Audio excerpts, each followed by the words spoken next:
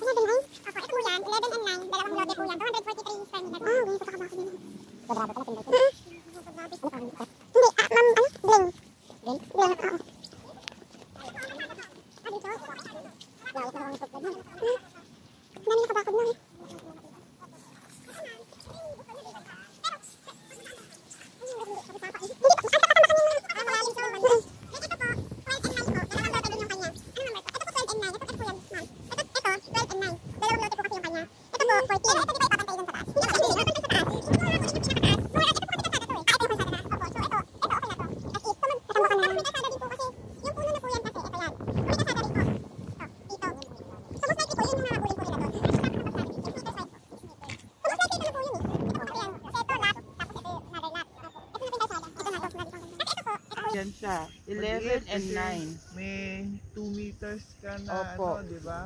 Opo.